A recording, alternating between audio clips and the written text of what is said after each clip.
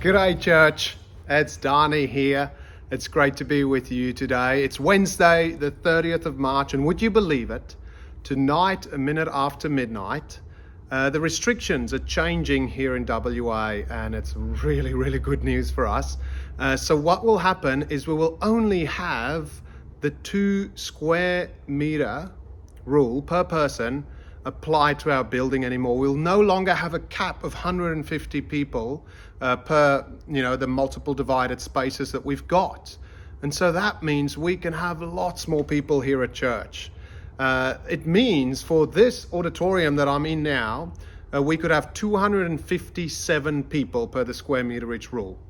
That excludes any of the volunteers that are here on Sunday. So we've got about 50 volunteers depending on what Sunday.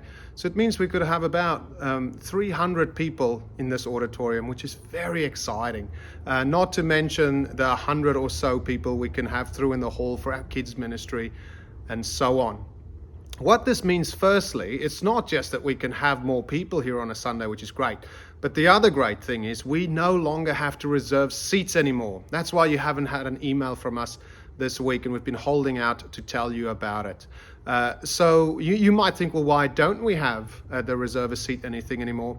Well, the reality is for a long time, even before the restrictions recently, we haven't really gone past about 220 adults here in our auditorium.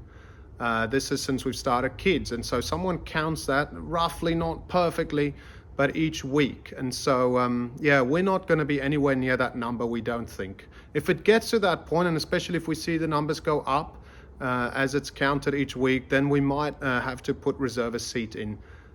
Back into the system if you like, but for now you do not have to reserve a seat. No one does, not the volunteers, not the guy who brings his dog, not the pastor, no one. It's such good news, isn't it? And so that's very exciting for us. So this Sunday we'll be here pretty much open back to normal. We'll still have our masks. You might have to do your mandatory contact registration stuff and all of those things. But we can have much more people here, which is really exciting. And you know what is really exciting for me about that is this: Easter. One of the things that I've been so worried about is that over Easter we're going to have just more restrictions and we won't be able to invite the people, our neighbors and those around us, to come and invite us to hear the good news of the story of Easter.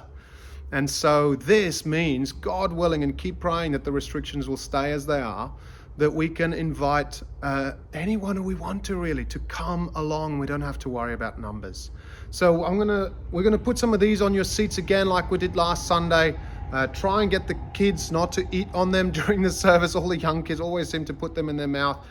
Grab it, put it away, and go give it to someone. Pray about it, and be kind of intentional about it. And you'll see on the back there the 3 different things that we're doing on that Thursday, and then on Good Friday and Resurrection Sunday, obviously. But that's very encouraging, isn't it? As we were thinking about all of our planning, we thought, well, what point is there in advertising that we're even doing this if we can only have 150 people here?